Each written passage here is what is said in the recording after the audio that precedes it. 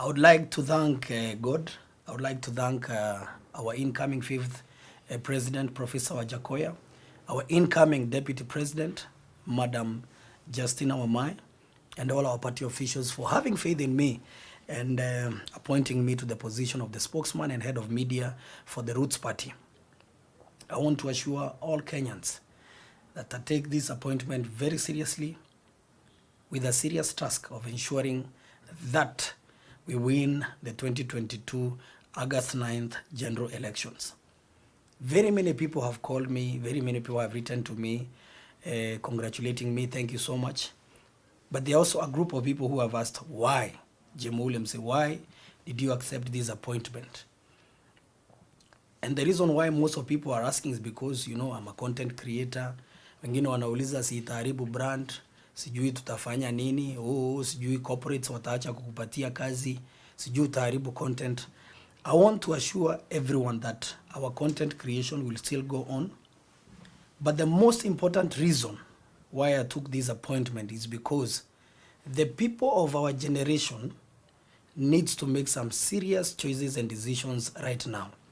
And I say this statement informed by the fact that our parents, most of our parents, wenye wametuzaa sisi, wengi wao, they have lived average lives since they were young people, mpaka saa hii wengi wanaishi bado maisha ya kawaida. And the reason why that happened is because at the peak of their careers, at the peak of their youthfulness, this country was being mismanaged by a bad government that never cared about the opportunities for young people, that never cared about the country. What they only cared at that time is stealing and enriching themselves to become who they have become. And it is very evident, you can see. And I don't have to refer to which administration was there. All of you can relate and you know that. And I sat down and I said, sasa kuko na uchaguzi. Our generation, we are at the peak of our youthfulness. We are the peak of innovativeness. Tuko kwa peak za career zetu. If on 9th August we get a bad government to be elected into power, this is what will happen. Chukua kalamu na karatasi nikwambie what will happen. Wewe saa hii mwenye uko kwa peak ya career yako, wewe mwenye uko kwa peak ukifanya biashara, wewe mwenye uko kwa peak ukipiga hustle, wewe mwenye uko kwa peak uko jobless unatafuta kazi, kukikuwa na serikali mbaya on 9th August, wewe mwenye uko jobless hakuna kazi utapata. Wewe mwenye uko na biashara, there will be no conducive environment for you to continue doing business. Wewe mwenye uko employed, some of the companies, most of them will close down because of the mismanagement that will happen in this country. When that happens, you will be jobless. There will be no space for you to innovate. There will be no space for you to grow. So what will happen is, hii maisha yenye tumebagia, tutaingia sasa kwa shida. And I sat down and I said, Jaymo, why can't you join a movement that is set to change the country? Why can't you join a movement that is speaking a language of our generation? And people might confuse the language of our generation is bang. No. Our incoming president, Professor Wajakoya, is very clear. He is saying, let us cultivate industrial hemp, like very many rich nations and developed nations of this country are doing. Then this industrial hemp to be exported for medicinal use, for industrial use, to be used as raw materials for some people producing some things. And once we do that, we get a lot of resources that we'll use to offset debts, to bring development to our country, to do the so many things that wengine hapo wanashinda wakiambia tutaweka sijui ngapi, sijui tutafanya. Actually, if you look at all our competitors, there is nobody who have said how they will create money for this country. You understand? And we can understand because most of them, ukiangalia zile vitu ambazo zimewatajirisha na vitu ambazo wamefanya, si mambo ati ya innovation ama biashara. Most of them, probably they have gotten rich because of the access to power, access to connections, access to networks. So they don't understand the art of innovation. They don't understand the art of setting up a business and creating revenues without, wengi wao wamezoea mambo ya deal. Nipige hii deal. But it's only Professor Wajakoya and Justina Wamai who are saying we have a way that we can make money for our country and this money can be used to do XYZ. Hao wengine ni tutaweka, tutafanya, mastori mingi sana na hadithi. I want to be clear because there is a fear and some of the propagandists from our competitors are out there saying watu wanataka kuleta bangi kwa inchi, nini mambo mingi. I want to tell especially parents. Kuna parents wengi wako worried. Even right now as you speak, there are so many people who are smoking bang in this country. There is a lot of bang in this country that people are smoking.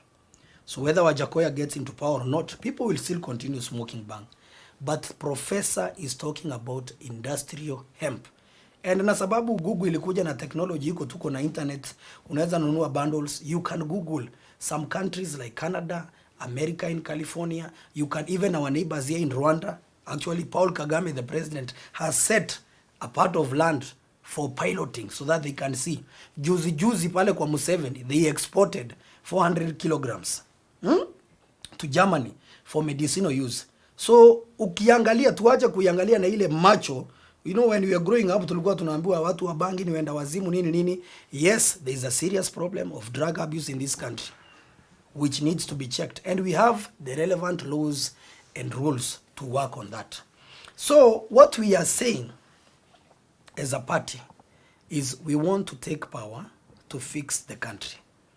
And part of our manifesto, kuna watu wanauliza nyinyi mnasema mtaua watu corrupt, mtasema msijui will hang. Yes, we have to hang those people. And let me give you an example. Somebody who steals money meant for hospitals, that makes your grandmother, your aunt, shosho yako, auntie yako, sijui cousin yako, mwenye yako huko kwa village, akienda kwa level 2, level 3, level 4 hospital, ama level 5 hakuna madawa because somebody stole. There is no equipment for a mere x-ray, ama MRI, ama kitutu kidogo, because somebody stole that money. Bought a V8, build apartments, bought a very nice house, nini, na huyo mtu bado anakuja anatuomba kura na sisi tunampatia. Huyo mtu, wale watu walikosa dawa kwa hospitali walikufa. They died. So yeye mbona hakuwa ana enjoy pesa ambayo ameiba? Huyo mtu deserve to be hanged. Mtu anapewa barabara ajenge, tenda ya 1 billion. Anatumia 100 million, hii 900 million ingine anakula yeye na mastuji wake na wale watu ambao waliconnect yeye kwa kazi. Accidents start happening on that road. People die. Wakitoka marorasho, wakitoka mazishi, wengine wakiwa kwa mabasi, watu wengi sana wanakufa. Then you want us to negotiate with such kind of a person. We are saying anybody who is stealing from the public coffers deserve to be hanged. And that's clear. Watu wanaiba pesa ya madams, wengine wanaiba ya sijui pesa, masks, makemsa, manini. Yani, you sit down and these people come to our TVs sometimes to lecture us, to tell us who we should elect because they don't like so and so, because so and so akiingia hawataweza kuiba vizuri venye probably wanaiba.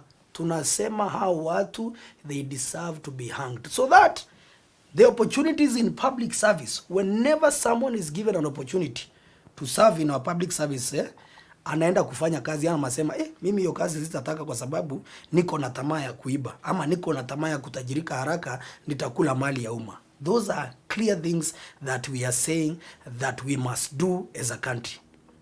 Na lazima tujiulize, our generation, if you are 40 years and below, ask yourself, in the next 10 years, where will you be? In the next 20 years, where will you be? Watoto wako kama utapata watoto, wewe mwenyewe, venye unajiset kwa maisha yako, 9th August, tukichagua mtu ambaye ataangusha economy ya Kenya, na wako kwa ballot, na wengine mnawapenda sana, what will happen is, you will stagnate. Ama hiyo kitu uko nayo, itaenda chini. And that's what will happen. Wherever you live, just know you will go down. Your living standards will go down. And kuna watu wanasema tunauza uoga. Hatuuzi uoga. Unajua, iko watu wengine watasema tunauza uoga. Sisi hatuuzi uoga. We are just merely speaking facts. And I want to tell you, some of these people are pretending now that watakuja kutuonyesha kutengeneza pesa kama vijana. Watakuja kutuonyesha kutengeneza pesa kama wamama. Watakuja kutuonyesha kutengeneza pesa kama wale watu ambao wako na vilema na wazee na kila mtu. Let me ask you, these people are super rich. Some of them, they are billionaires. Have you asked yourself They succeeded in the same Kenya that we are in. Unajua mtu asikwambia ati Kenya hakuna pesa, yet hao they are super rich, they are billionaires, they have assets, nini, tunajua maisha yao venye iko. How did they make money in a bad country? My answer is they made money because they had the right opportunities, the right networks, na walikuwa hapo kwa hiyo system. Sasa jiulize swali, hawa watu wametengeneza pesa mingi kama hawajaoni hiyo infrastructure ya serikali? What if we give them a chance to own that infrastructure? Your guess is as good as mine on what they will do to this country. So kama if they are really honest, kuja utuambie mimi ni billionaire, nilitengeneza pesa hivi na hivi, na ndio na maana nataka niingie jimbia mtengeneze. Tupatie manual yako, because you still made money in the same Kenya that you are telling us there are no opportunities that you want to come and fix. Yet you yourself, you have benefited from that same system. My point is, the only hope that we have is in Professor Wajakoya and Justina Wamai. Let's fix our country. And we are inviting all the crazy ideas from well-wishing Kenyans out there on how we can fix our country. Let's fix it. Let's eliminate corruption and wastage. It's the only thing yenye nafanya wewe kama ni kijana una wera ni because kuna mtu aliiba pesa fulani, opportunities haziko, that's why uko jobless. Hiyo job unafanya nyanga unalipwa 10,000. If we had a functioning economy and a better one, ungekuwa unalipwa labda 50,000. Huyo mwenye analipwa 50 saa hii, tungekuwa na serikali mzuri na economy imegrow, angekuwa probably analipwa 100 or 150. And it goes on, it goes on, it goes on. Sisi tunasema wakati umefika of our generation to make the right choices. We have been told so many lies. Hizo vitu mingi unasikia, sijui nini, bottoms ups, azimio, I don't know what. Those things we have heard them so many times. Kwa wale tulizaliwa na tumewitness mambo ya election kutoka 1997, there is no new language that has been spoken in this country other than wakati unajua. So tuwache kufichana, tuwache kudanganyana. We can make the right choices.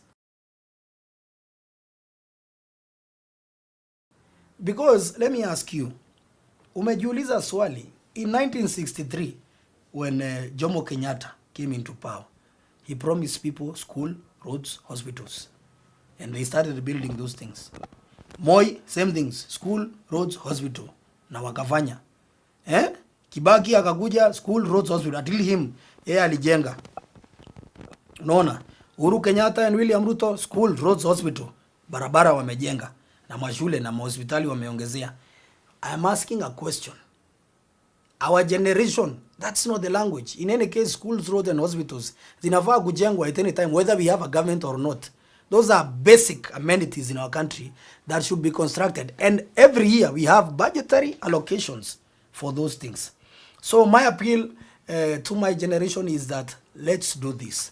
Before uchochwe, before upige kura, before uende kupiga jirani yako sijui juu ana support nani, before ufanye kitu ya ujinga on 9th August, ask yourself, hii vote yangu nitaitumia vizuri na naitumia vizuri kufanya nini? You understand? And I will tell you, if you have to use your vote wisely, vote Professor Wajakoya, vote